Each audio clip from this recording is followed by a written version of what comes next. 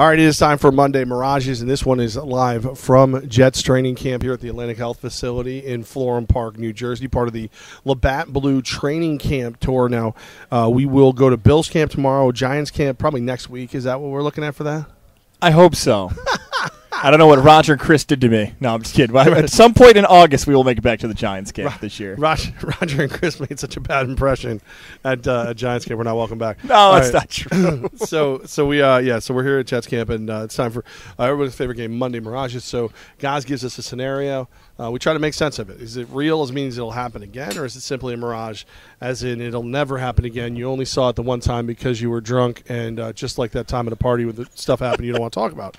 All right, so let's go ahead. What's the first thing? You mentioned this earlier in the show about the New York Jets offseason. They've been doing the right things. Real or mirage, the New York Jets will have a winning season in 2018. I'm going to go Mirage, but I think they're going to have an 8-8 season. And I think it's going to be a really hard-fought, good 8-8 season. I think they're in a division right now with the Patriots, which, they're going to win 10, maybe 11 games. I think you're going to have an improved Miami team this year. I think they finally figured out who they are, what they want to do. And even though Tannehill's not my pick for a quarterback, he's their pick for a quarterback. They'll run the offense through him they want to run. The Jets and the Bills are going to fight it out. And I think the Jets will end up about 8-8 this year. You're going to 8-8. I'm going real. I saw the day the schedule came out, and I kept looking and saying, why do I keep ending up with the Jets at 9-7? I'm doing something wrong here. They're a 9-7 team. Then I came to camp, and I'm thinking, okay, I see how the schedule lays out for this team. Maybe when I see them in person, there's going to be some glaring weakness. I'm like, ugh, they could have been 9-7, but because of this unit being so poor or this element of the game not being good enough, that's going to cost them a winning record. I've been impressed by what I've seen today. So because of the schedule, is it still over the buffet? No. Okay, I'm just checking. Although it helped a little bit. And a lot of the things you just said there, too. Buffalo likely take a step back. Bills fans, you got to admit, even though it's been 20 years, you did catch a lot of big breaks during the season to help you get to the playoffs. And Miami, we'll see what Tannehill can do now in that offense with Adam Gase following the Jay Cutler season. I'm going real here, though, which leads to this next Jets question. Well, hold on. I'm just going to say, I hate when people look at the schedule ahead. Why? You got to see who they're playing, though. Yeah, but they're not the same teams they were last year. What, like Miami's not the same team as last year? No, I think Miami will be better than they were last year. Okay. I think when you look through, like every year, there's 4 teams that didn't make the playoffs that do and all that stuff. You can't. I mean, it's nice. I look at the team. I don't look at the teams they're going to play. And like I said, I think this is a Jets team that's building the right way, that's improving the right way, but it's a real slower climb. It's not a, they're not good. They're no longer going for if we just sign this big name guy, everything will be all right. They're building a foundation around those big name guys they're going to bring in, but that takes time. Not looking at the schedule is easy for some fan bases. Like, I'm a Buccaneer fan, and when I have to see the Panthers, Saints, and Falcons, teams that have been to the Super Bowls the past 10 years, I have to be stuck with looking at that schedule. Imagine not looking at the Florida Penal League for your boy Winston. No, don't. That is next one, unnecessary. Real or mirage, Sam Darnold will start one game for the Jets in 2018. I need a clarification. Mirage. Yeah, sure. One or more? At least one. At least one? Yeah. Real. He's going to start at least one. I'm still not convinced he won't start the season. I think that there's there's two major mindsets when it comes to quarterbacks. There's bring them along slowly, coddle them a little bit, make sure you protect them, don't let them get beat up during the regular season. And then there's throw them into the fire and see what comes out, see if you can forge steel. I wouldn't, if he does well, if he picks up the offense, they're going to throw him right into the fire and see what comes out. I'm going to go for real. He's going to start one game, but I'll admit I'm not confident in that answer. I thought I would have felt much more confident as we got closer and closer to week one. I know some people are reporting that it's an open competition and that he's improving every step of the way. I've been talking to some Jets fans who are so 50-50 on this. I think back at the NFL draft, a lot of Jets fans, I'd say like closer to 85% of the fan base wanted Baker Mayfield. And now they see Sam Darnold on their roster and they think, you know what? Some want to see him play and others want to say he's barely 20, 21 years old. Why rush the guy? Don't toss him out there if you don't have to. Some fans are rooting for him not to play. But I wonder if that attitude changes around October and November. Because as we've seen 2 years ago, Jets fans were screaming for Bryce Petty. You got to play Bryce Petty. He's not on the team anymore. So I'm going to go real, but it might be like a week 16, week 17 if the Jets are out of the playoff chase by then. Next one here, real or mirage, the Boston Red Sox have won the AL East. I mean, technically, that's a mirage. No one's won the American League East yet. I guess that's a good point. I asked it on August 6th. That's not true. clinched. How about I rephrase it then? Real Mirage, the Boston Red Sox will relinquish their lead in the AL East. That's mirage. They got this thing. I look. You don't give up shooting for it, but I mean the goal is the same. No matter. Start winning some baseball games. Like, I mean, you went from a team that couldn't lose and only lost 3 games like once all season to now you're getting swept. Now you're.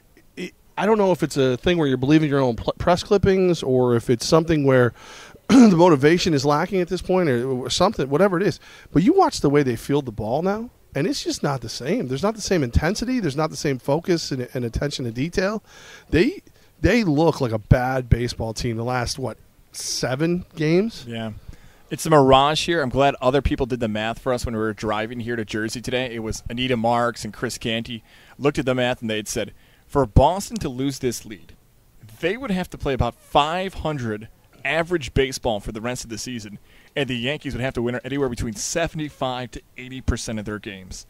That's not going to happen. To expect Boston to go 500 for the next year is very unlikely, and even though the Yankees' schedule is soft, it's hard in any level of baseball to go 75% straight to close out a season. So it is a mirage. Boston's not going to blow this lead. It's too big of a lead going forward for the rest of the year. The next one here, we're talking Octagon. We're talking UFC, MMA, Real or Mirage. Conor McGregor versus Khabib Nurmagomedov will be the highest grossing UFC pay-per-view in history. Real or Mirage? Ooh, real. What? I don't even know what the current holder of that record is.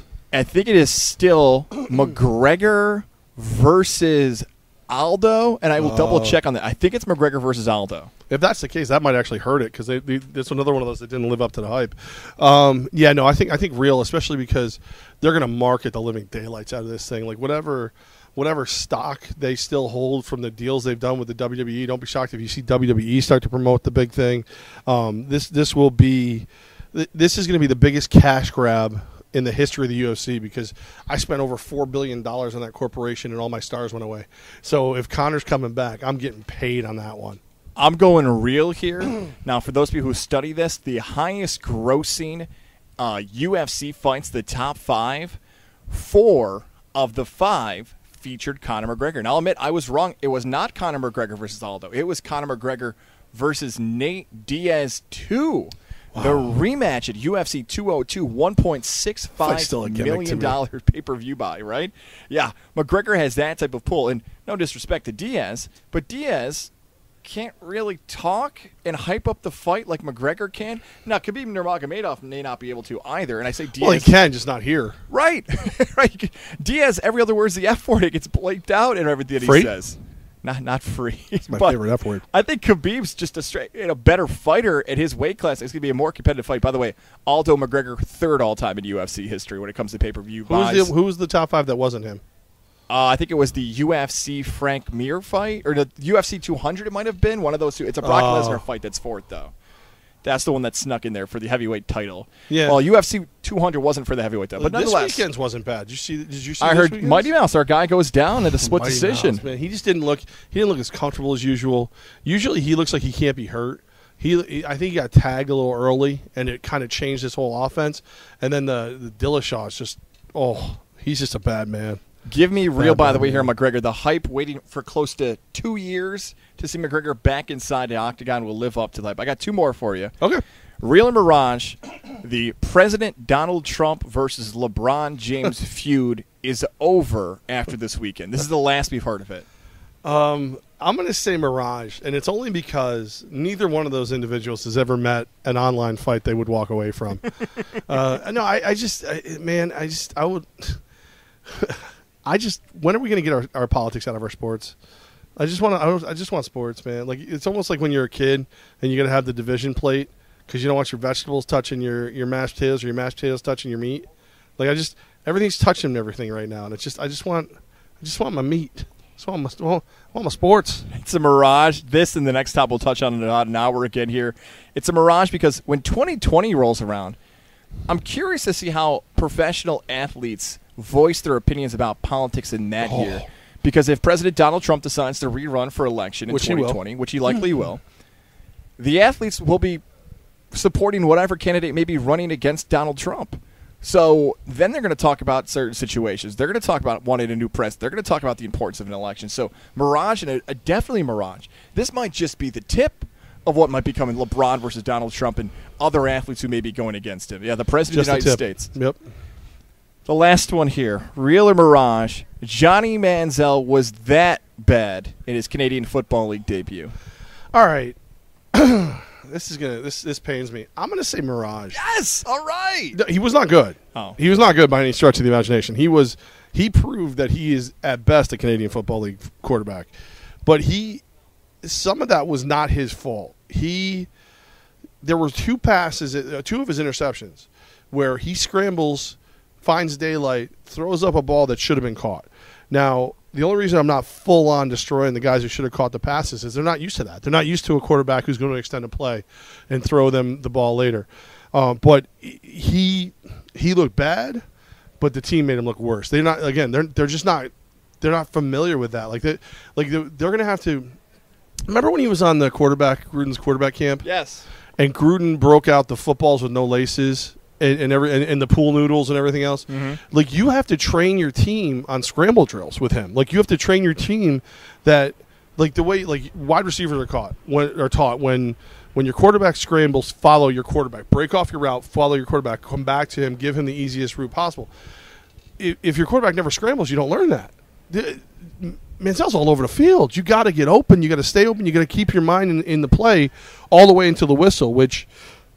Let's be honest. If half those wide receivers in the CFL did that, they'd probably be in the NFL. So he was terrible, but he wasn't as terrible as he's being portrayed. That's a really good answer. I don't really want to add much to it, just how disappointed I was.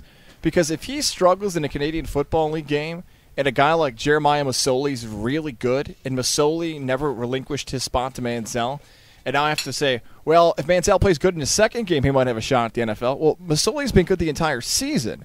So that's kind of what hurt me the most is that I thought this could be the performance in the stage again where Manziel could get a shot back to the NFL. I don't know how many more games it's going to take for him to get back on the radar, or maybe it's just flat out over. Well, why does it have to be NFL or bust? That's how people are going to perceive him. First-round pick, Heisman Trophy winner. But let's be realistic. There's 32 dudes. If you want to go 64, because most teams only carry 2 quarterbacks. So let's say you make it and you're highly successful in the CFL, the AFL, the European, whatever, Italian American League. Alliance League, XFL, you something make like that. a living playing football, okay? If you make a living playing football, you made it.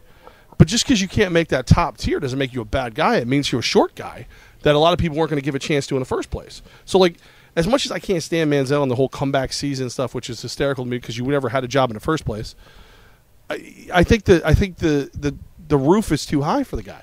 If he makes it successfully in the CFL, let's say he starts doing Warren Moon stuff in the CFL. Why is that? Why isn't that successful? Why isn't he? And I would argue that maybe he's more successful because he's going to put a spotlight on a game that nobody in this country watches. I'm interested to see if he has more popularity being successful at the CFL, which could be higher level football, or an XFL, or an American Alliance football. That's the other thing too. If I'm McMahon, I'm calling him right away. Yeah, and having him be the face of the league, and that people watching it and tuning in and all things like that. And then I'm sneaking him some booze. Don't party him up a little bit, make him the heel again. I lied about this. I said it was going to be the last one. Real or Mirage? You want to talk more New York Yankee, Boston Red Sox baseball next? That's 100% a Mirage. I have no interest in doing it. We're going to do it anyways. Why'd you even ask then?